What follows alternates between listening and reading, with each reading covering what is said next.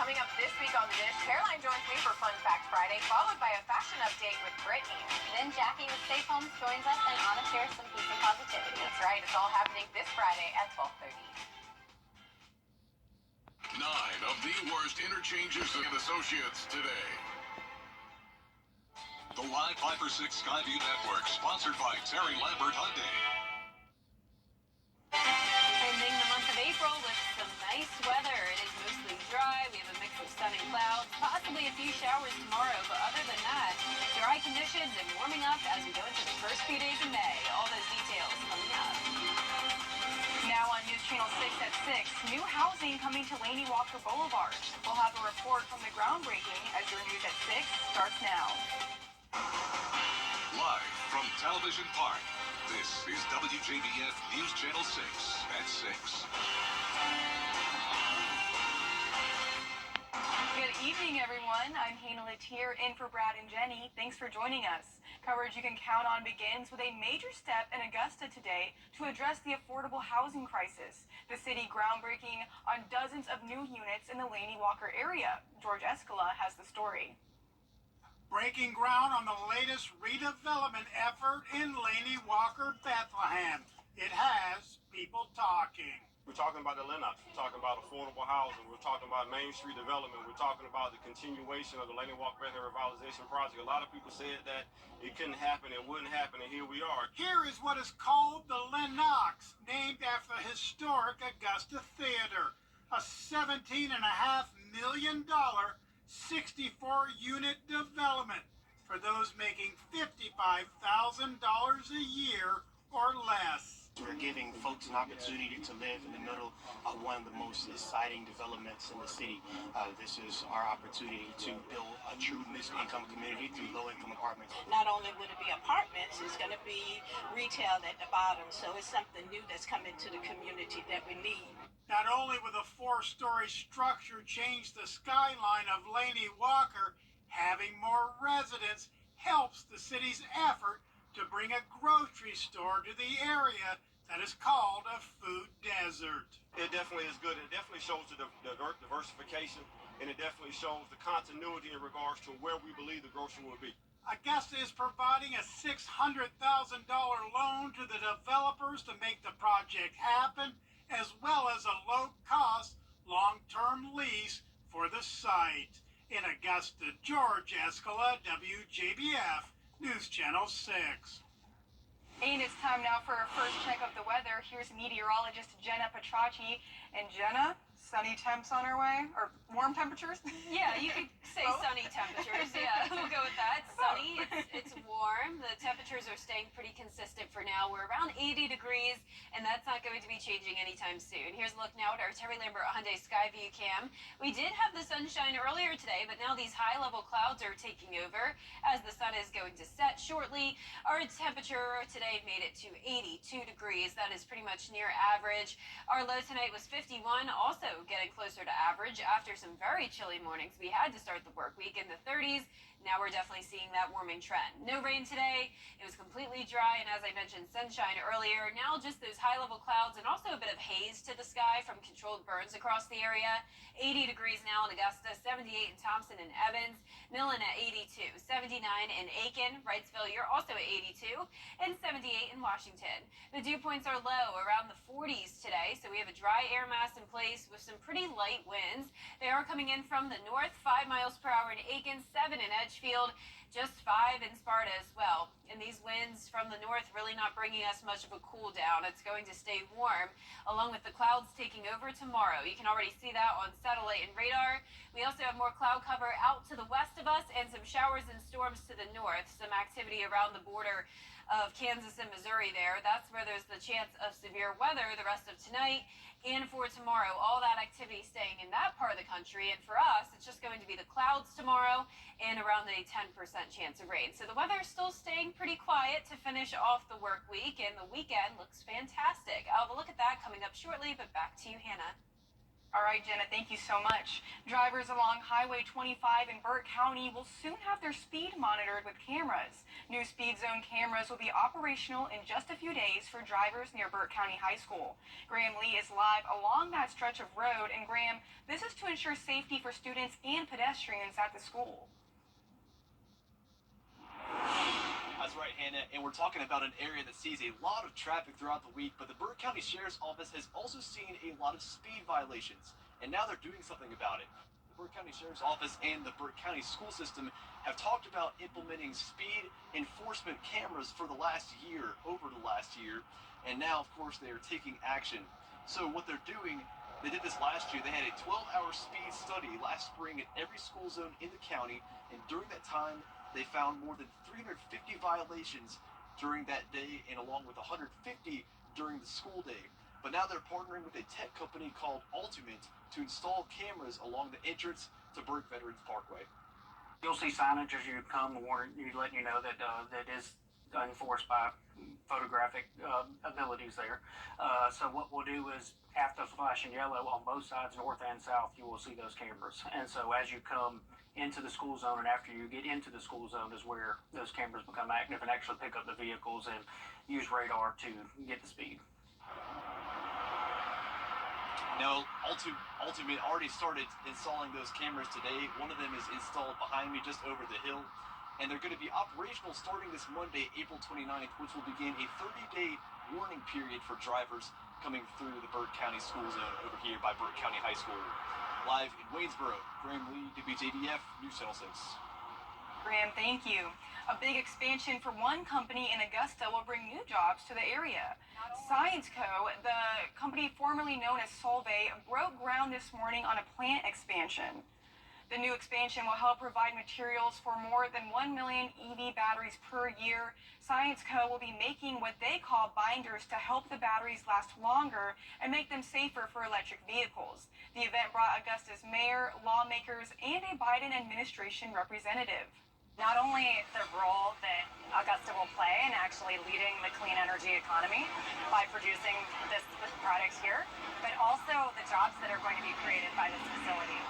It's really fantastic to hear about the 500 construction jobs that are going to be created, the hundreds of permanent jobs that are going to be part of this facility. The CEO of Science Co. says the plant should take 3 to 4 years to be completed. And April is Minority Health Month, which aims to improve the health of racial and ethnic minority communities and reduce health disparities. And a local pediatric clinic is helping achieve this. Bria Smith joins us now with more. Bria? And it's an effort to raise awareness on improving healthcare services for everyone. And at Christ Community Health Pediatrics, they've been doing that for a little over a year in their new clinic. Dr. Charles Scarborough and his team work endlessly to meet the needs of the growing population of minorities throughout the CSRA and right here in Augusta. Dr. Scarborough says the majority of his patients are minorities whose main concerns are proper and affordable health care. At the clinic, healthcare providers see a number of patients who are relieved to have what they call a safe space right in their backyard. We try to create a place where people feel loved and welcome and valued for the dignity that they have just being created in the image of God. And especially with kids, the transition to a new culture, mostly out of lots of trauma. When they come here, they're already grieving lots of loss, and they get dropped in a school with no language, and trying to connect them to resources, trying to get them vaccinated, trying to get them plugged in with subspecialists. Many of them come with undiagnosed disease processes. If you're someone in need of healthcare services, the pediatric or primary health care, but you might be uninsured or underinsured, you can reach out to Christ Community Health Services to sign up for care. Hannah? All right, Bria, thank you so much. Coming up, a bill to ban TikTok signed into law. What the next steps are for the app as your news at 6 continues. Hi. Ban TikTok if its owners don't sell is now officially law. So what happens next? Hannah Brandt explains. Millions of Americans are bracing for a TikTok takedown because of a new law that could ban the popular app. I think there's a lot of creativity on TikTok. I don't want it to go away.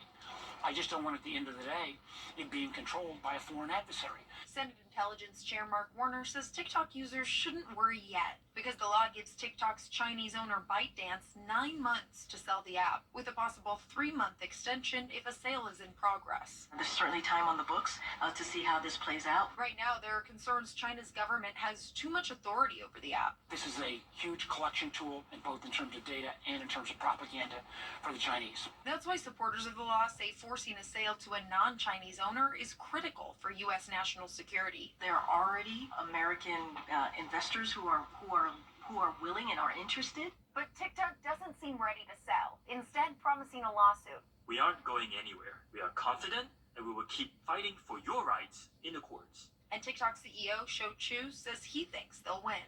The facts and the Constitution are on our side, and we expect to prevail. Even some U.S. lawmakers say the new law violates free speech. It could and likely will result in widespread censorship.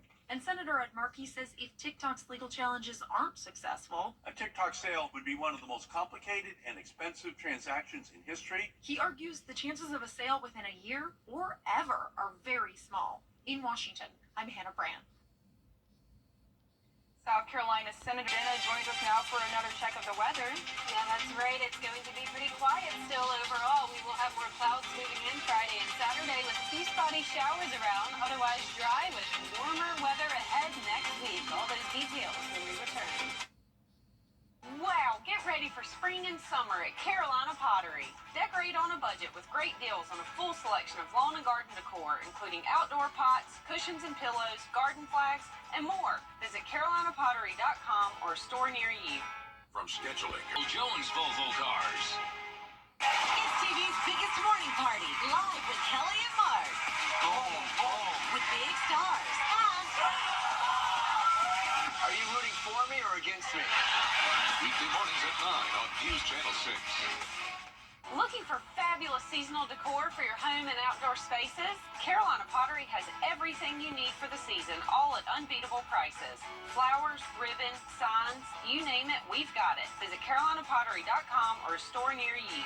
The CSRA's favorite news app is now even better, with easier access to local news, weather, and streaming video. Download the News Channel 6 mobile app. Now, your most accurate forecast with WJBF Live 5/6. Welcome back. I had a very fun afternoon over at Sales School for Arts Infused Learning in Evans. I got to speak with this big group of first graders. They were awesome and they knew so much about the weather. I was super impressed. They even knew words like anemometer and wind vanes. So shout out to the teachers for teaching them very well. And thank you so much to SAIL for having me. I was also back in March speaking with the kindergartners and fourth graders, and I'm looking forward to coming again next year. But right now, as we take a look at our Terry Lambert Hyundai Skyview Cam over in Aiken, it's becoming pretty cloudy. We did have a sunny day to start. Warm temperatures once again. We're sitting at 80 degrees right now. North wind coming in at 5 miles per hour. Relative humidity is low today. Anywhere from those upper 70s to low 80s across the CSRA. Satellite and radar showing the clear skies at first, but now the clouds are moving in. It's also been a little bit hazy from controlled birds. Cold front to the south of us that came through last night. That didn't bring any rain with it, though. It is a dry front with all the rain and storms focused to the northwest of that stationary front. And this part of the country is where there will be active weather over the next couple of days. For us, it's staying quiet all the way into the weekends as well. High of 80 degrees for both your Saturday and Sunday. Lows will be consistent as well in those middle 50s. The only thing happening over the next couple of days is just more clouds moving in. You can see tonight at 8 o'clock, the clouds will start to move in, and same thing for tomorrow morning. We will be starting out the day dry, and then in the afternoon, it's possible we could have some spotty showers pop up, but I'm keeping those rain chances just around 10%. On Saturday, not expecting any rain, and by 8 o'clock, still pretty cloudy outside, but then we'll be back to the sunshine on Sunday. Here's a closer look at home. Friday afternoon, you can see the clouds and then a little bit of green trying to move into the CSRA. So some showers possible, mostly north of the interstate, and then as we go into the 11 o'clock hour, pretty much the same thing, just those hit and miss showers throughout the day. Now, you may be thinking, without all this rain we've been having, does that mean we have a drought? And we do not. It's actually still looking good all across the area. It's pretty normal for us to not have much rain for the month of April. It's actually our third driest month of the year. On average, we have 2.92 inches, and it does look like we won't even make it to 2 inches to finish off the month, but still not enough to cause a drought. And as we go into the May and summertime months, that's when we start to see more rain move in. Our temperatures will be warming up as we go into the month of May, into the mid to upper 80s, could even see some 90s next week, as it will be above average across most of the country next week. Definitely starting to feel like summertime. Get excited for some beach trips maybe coming up, some pool days. I'm sure the pools are starting to open now.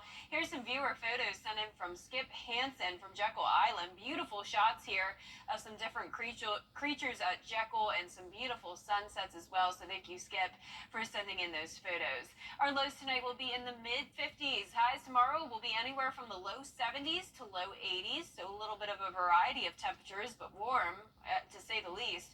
Temperatures will be staying around 80 degrees into the weekend, mostly cloudy Friday and then to Saturday, still seeing the clouds. Back to sunshine on Sunday and Monday, warming up into the mid to upper 80s next week, and our low temperatures will be in the mid 50s. Congratulations to today's umbrella winner. That is Henry Smith from Barnwell. You've won a Viper 6 umbrella you can pick up here at the station and sign up to win your own on WJBF.com. Well, thank you, Jenna, and congratulations, Henry. Coming up, a live report from Detroit as we're just hours away from the start of the 2024 NFL Draft. Stay with us. Appreciate that. Who do you think's going with the first pick? I have no idea, and I don't want to answer it. But thank you so much, Brendan, and thank you, Alec. We'll be right back.